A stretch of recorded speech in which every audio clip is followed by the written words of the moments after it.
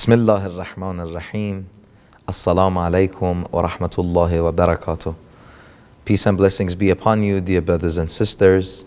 Today is the 7th day of the month of Ramadan, and we are here in shrines of 5 descendants of Ahlul Bayt here in Tehran, known in Farsi as Imamzadegane Panjtan.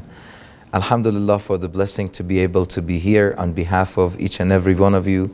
I made ziyarah and I prayed so that inshallah the shrines of Ahlul Bayt, the doors of these shrines would be open to public soon, and inshallah we all can make ziyarah. Really, ziyarah is a piece, ziyarah is a gem that we all need in our lives, and without it we can't go on, we can't move on, we can't live. We can't survive with the ziyarah of Ahlul Bayt. I ask Allah subhanahu wa ta'ala before I begin my part that Allah subhanahu wa ta'ala place us amongst those who make true ziyarah to Ahlul Bayt and change every time they make ziyarah to the shrines of Ahlul Bayt alayhimus salam. The dua for the 7th day of the month of Ramadan is this: Bismillahir Rahmanir Rahim. Allahumma a'inni ala siyamihi wa qiyamih. O Allah, on this day, help me with its fasts and prayers. وَجَنِّبْنِي مِنْ حَفَوَاتِهِ وَإِثَامِهِ, and keep me away from mistakes and sins of the day.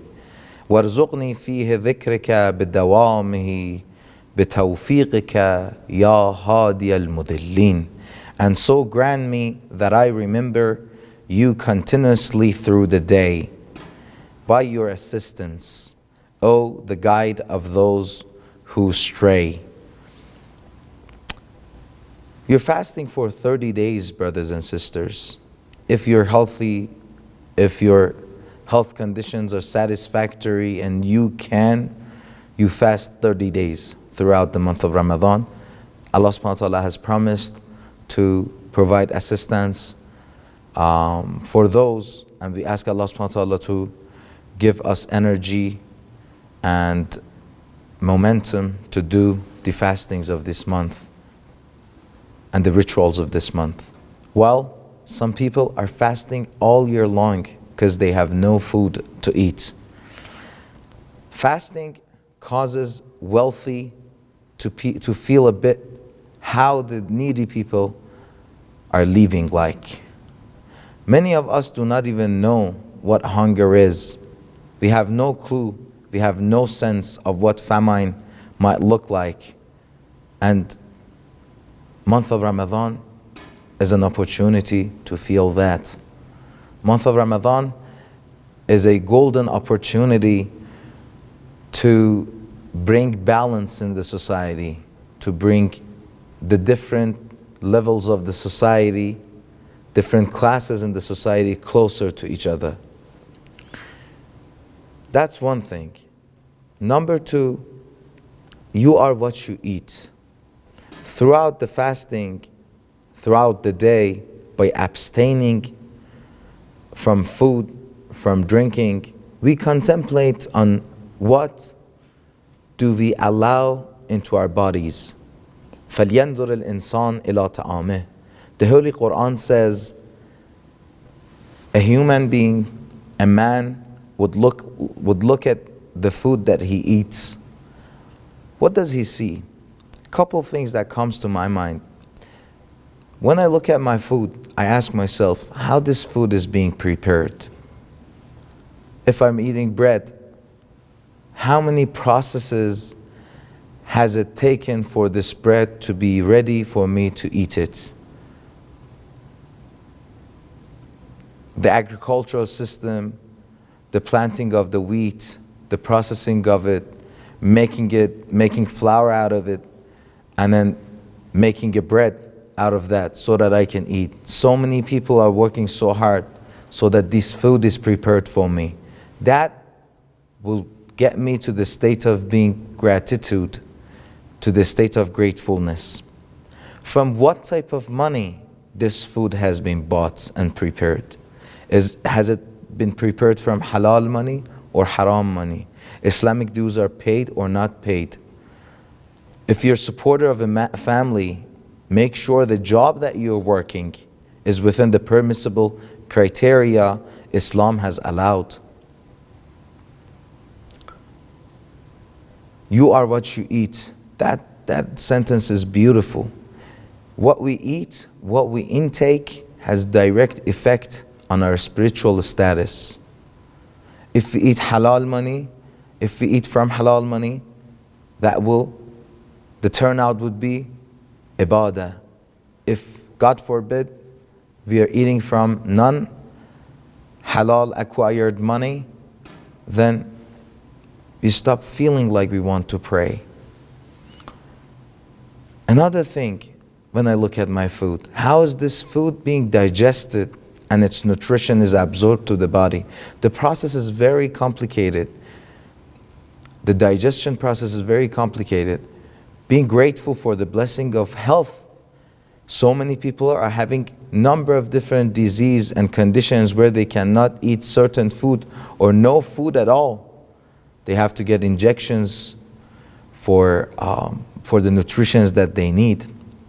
Another thing that we ask Allah subhanahu wa ta'ala for help and assistance on this day is qiyamihi, to get up in the night, to wake up for the prayer, to leave our beds for getting ready to talk to Allah subhanahu wa ta'ala and spend time to reflect upon our days. Many of us love to pray Salatul Layl. That love is within our hearts. But bringing that to action is a difficult task. It's a challenge. Salatul Layl has been very recommended by all the Ma'asumeen, by many of the current contemporary scholars, as a tool for getting spiritually elevated. But most of us never get a chance. Either we wouldn't feel like we want to wake up, or even we wake up, we don't feel like praying it, or we don't even know how the Salatul Layl is. Everything, all these different conditions. But behind those, there is a root, there is a reason. And that is, we have to ask Allah subhanahu wa ta'ala for the tawfiq of Salatul Layl. If Allah subhanahu wa ta'ala invites us to be amongst those who pray throughout the night, then we get the chance, then we get the ability. That love will come to the action.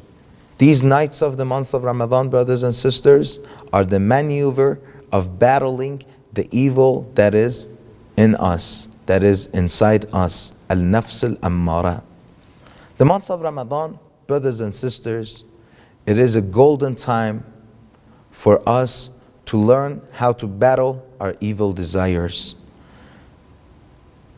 As the Quran says, you pray and you fast, especially the fasting of the month of Ramadan, so that لَعَلَّكُمْ تَتَّقُونَ, so that you get elevated to the state of being God-fearing, inshallah. And for that, the dua says, it's very beautiful. It says, وَجَنِّبْنِي فِيهِ مِنْ حَفَوَاتِهِ وَإِثَامِهِ, which is the consequence of being muttaqi. وَارْزُقْنِي فِيهِ الذِّكْرِكَ بِدَوَامِهِ. Many of the scholars, many of the ethical teachers, asatid akhlaq, they tell us a dhikr that is small, but it is ala davam, it is continuous, is better than a zikr, is better than a ritual that is only happening once, but it is long. If I do 70 times istighfar after my salat al-dhuhr, it's great to continue it for a year. If I recite 100 salawats during the day, do it continuously.